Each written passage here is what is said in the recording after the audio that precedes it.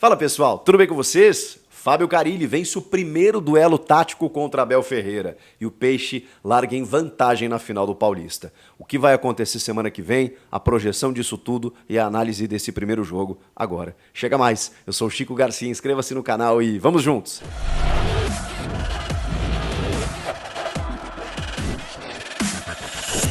Já se inscreveu no canal? Faltam menos de 25 mil para a gente bater a meta de 1 milhão. Estou muito feliz. Obrigado a todo mundo que está se inscrevendo. Você que gosta dos meus conteúdos e não se inscreveu ainda, é para você que eu falo. Só se inscreva, é só isso. E bora falar de Santos e Palmeiras, primeira final, primeiro jogo da final, né, do Campeonato Paulista na Vila Belmiro. Presença do Neymar e tudo, né, que inclusive já confirmou, informação do UOL aí, da Gabs Brino, já confirmou que vai jogar o Brasileirão de 2025 pelo Santos. Olha que loucura!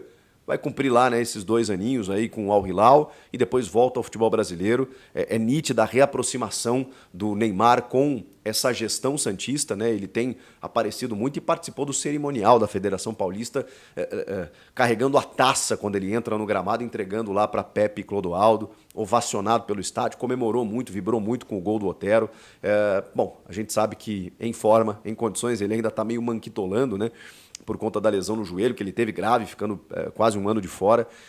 A gente sabe que ele informa que no Brasil iria sobrar, iria deitar. E ele está muito afim de jogar pelo Santos, está muito claro isso. Tem a vida resolvida, né? Pode muito bem escolher fazer isso a hora que ele quiser. E tem idade ainda para jogar alguns bons anos aqui no futebol brasileiro. Vamos ver, vamos ver. Promessa do Neymar, que não é o assunto do vídeo, mas enfim, porque foi uma das figuras importantes, né? A figura importante no que diz respeito ao extracampo.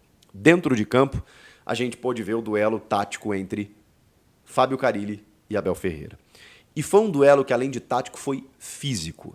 Mas ele foi tático também, porque a gente teve alguns fatores que trouxeram equilíbrio em algum momento, mas enquanto o Peixe teve saúde, teve físico, o Peixe foi protagonista. E isso me chamou a atenção. Porque a gente não teve um Fábio Carilli esperando o Palmeiras, entregando a bola ao Palmeiras para sair numa transição, num contra-ataque. Não, a gente teve um Santos protagonista, proponente, buscando o jogo e em vários momentos agredindo o gol do Everton, finalizando mais, buscando mais na primeira etapa. O Santos já merecia melhor sorte ainda nos primeiros 45 minutos, embora a chance mais clara tenha acontecido num dos raros espaços que o Santos ofereceu no primeiro tempo. Isso foi bem no comecinho, em que o Murilo rouba uma bola na intermediária, o Endrick liga automaticamente o contra-ataque com o Flaco Lopes, ele chega na frente do João Paulo e o João Paulo faz a defesa. João Paulo, que jogo do João Paulo. O João Paulo foi um gigante no segundo tempo. Eu chego lá. Começa o segundo tempo, logo no comecinho, antes o Carilli tem que fazer uma troca forçada, saindo o Júlio Furt, que sentiu numa tentativa de cabeceio, né? Ele meio que trava a perna e tudo mais, e entra o Morelos, colombiano, que tem outra característica. Ele até começou muito bem, saindo da área, tabelando, buscando jogadas, o drible, se deslocando e tudo mais. O Furt é um cara mais posicionado.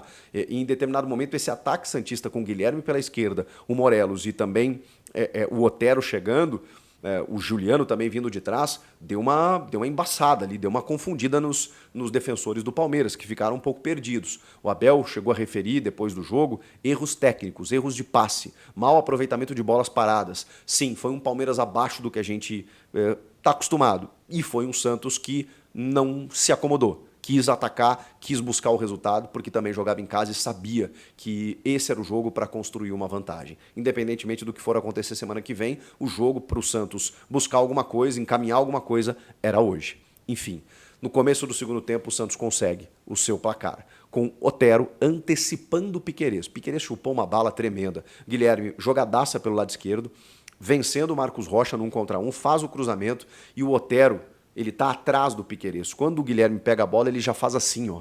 Ele já faz assim para o Otero fazer o movimento. E o Otero faz. Com 1,66 m, ele antecipa o Piquerez e desloca o Everton de cabeça, abrindo o placar, fazendo justiça ao que vinha sendo o jogo, pelo menos até então. O Santos abre o placar, continua em cima, continua buscando o resultado até os 15 minutos da etapa final, quando morre fisicamente. Morre. E nem as alterações que o Carilli promoveu conseguiram mudar isso. Até porque ele coloca um Casares no lugar do Giuliano, por exemplo, e para ser o meia armador, e o Casares entrega algumas bolas, entra desconectado, muito lento no jogo, não resolve. Depois ele bota o Pedrinho para ser um escape de velocidade pelo lado, mas quando o jogo já estava com o Santos numa outra configuração, sendo pressionado pelo Palmeiras, porque o Abel Ferreira promoveu suas trocas também, mas tirou, na minha opinião, muito cedo do jogo o Endrick e também depois o Flaco Lopes. É claro que ele está pensando, e não tem como tirar isso de contexto, no jogo de quarta-feira contra o São Lourenço pela Libertadores. É uma estreia na Libertadores, é fora de casa e a gente sabe como o Palmeiras e como o Abel valorizam, né, essa competição. Só que tem o jogo da volta também. E você tem um Endrick que tomou uma pancada no jogo contra a Espanha pela seleção brasileira, voltou no avião da Leila naquela operação, jogou quinta contra o Novo Horizontino, fez o gol da classificação e estava em campo hoje de novo. Então, eu entendo, mas também preciso dizer que a partir dali o Palmeiras perdeu muito do poder de fogo. Continuou empurrando o Santos no volume, porque, enfim, o Lázaro acho que entrou muito bem, o Estevão não conseguiu levar muita vantagem pelo lado, mas o Palmeiras foi um Palmeiras agressivo na parte final, muito por conta da questão física, quando o Santos já não tinha mais condições, até recuperava uma bola, quando buscava um contra-ataque os jogadores não tinham mais força. E olha que o Pedrinho recém tinha entrado no segundo tempo, mas o Guilherme pelo lado esquerdo não conseguiu, o Casares estava perdendo bolas, o Morelos também fez algumas faltas bobas, até tomou cartão no finalzinho, não conseguiu. O Santos mais se defendeu do que qualquer outra coisa. E nesse cenário do jogo, nesse contexto do jogo, duas figuras foram fundamentais, importantíssimas, essenciais para que o Santos garantisse a vitória. O zagueiro Gil, e dá para citar o Joaquim também, porque os dois fizeram um jogo fenomenal. O Joaquim muitas vezes saía da área para buscar alguma bola que buscava, né, um atacante, e o Gil mais posicionado, mas assim, ganhando todos os duelos que chegavam até ele. E aí, quando ele está nessa última linha, ninguém conseguia chegar, porque muitas vezes o Palmeiras avançava essa linha, entrava na área e parava numa parede chamada Gil, que jogou um absurdo, uma enormidade, fez uma partida gigante. Quando essa bola passava do Gil, muitas vezes em arremates de fora da área, a bola parou em João Paulo. As bolas paradas que foram mal aproveitadas, elas também pararam no goleiro do Santos. Teve até um gol contra, que ele evita a bola em cima da linha, mas tem outras defesas fundamentais, importantes que o João Paulo promoveu.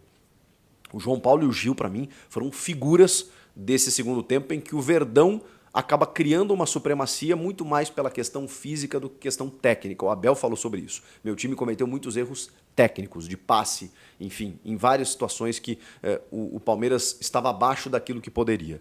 E o Santos, competitivo, ligado e buscando o resultado bem ao estilo Pepe Carille, Fábio Carille, que é de resultadista, né? De ser resultadista, de buscar o resultado acima de tudo, mesmo que você precise em algum momento se retrancar, se resguardar, mas, repito, enquanto o Santos teve perna, foi um Santos protagonista, e isso foi bacana de ver. Com a Vila Belmiro inflamada daquele jeito, com o Neymar presente, sendo um ídolo santista, com muita gente, digamos assim, acreditando que esse título é possível. Agora, eu preciso dizer uma coisa.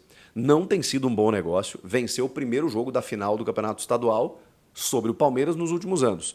O São Paulo estava aplicando um 3-0 no Morumbi, tomou um gol do Veiga lá no finalzinho, diminuiu bem a vantagem, né? 3-0, o São Paulo estava encaminhando o título, mas 3-1 eram 2 gols para o Palmeiras tirar a vantagem. Na volta no Allianz Parque, um 4-0 sem o São Paulo tocar na bola. O jogo do ano passado contra o Água Santa venceu o primeiro jogo, 2-1 na Arena Barueri. E no mesmo cenário desse ano, Palmeiras tinha uma estreia de Libertadores durante a semana na altitude contra o Bolívar. Ele escalou reservas, o time perdeu o jogo, perdeu 2 seguidas, ou seja, só que aí chegou na volta contra o Água Santa, um 4-0 no Allianz Parque, sem o Água Santa ver a cor da bola. E agora? O que vai acontecer? Esse é o grande desafio de Carille. É sustentar essa vantagem, que outros não conseguiram. É chegar no Allianz Parque e não apenas tentar se defender, porque se você chama o Palmeiras para o teu campo e ele fica frequentando a tua área, como aconteceu na Vila Belmiro, você tem que contar com 15 milagres do teu goleiro e uma atuação impecável da tua dupla de zaga. Só que se um passe encaixar, se um pênalti acontecer, se uma bola acabar passando, fatalmente o gol vai acontecer. E basta um gol. para o Palmeiras desmanchar a vantagem do Santos. Então é uma vantagem mínima, ainda assim uma vantagem, que o Santos vai ter que ter muita inteligência para administrar. Eu diria que nem dá para administrar, porque se ele quiser administrar esse 1-0, é isso aqui para ele perder essa vantagem. O Santos vai ter que jogar, vai ter que buscar o jogo, porque aí sim, mais um gol no Allianz Parque gera um desconforto completo no Palmeiras, que precisa virar o jogo. E que também não é difícil, não é difícil. Não dá para dar o Palmeiras como morto em nenhum aspecto, porque é um time que até o último minuto, segundo do jogo, não vai desistir, vai continuar lutando e pode chegar ao seu gol. A virada contra o Botafogo foi um grande exemplo disso no Brasileirão do ano passado. Então, o cenário está posto. É um Santos competitivo, de um jeito de jogar muito bacana, em que o Carille conseguiu dar uma cara nesse campeonato, que resgata a autoestima do torcedor, resgata o elenco, resgata o clube, que está pronto para a Série B, para ser campeão, para conseguir o título, inclusive, da Série B, com esse elenco montado, com jogadores experientes, com alguns jovens dando conta do recado, como o garoto JP Sherman, que pegou uma bucha na lateral direita, ele que é zagueiro improvisado de 18 anos, o Aderlan não tinha condições de 90 minutos, o Rainer estava expulso, suspenso, ou seja, né? Então ele não tinha quem colocar ali, e o moleque deu conta do recado não só defensivamente, mas atacando.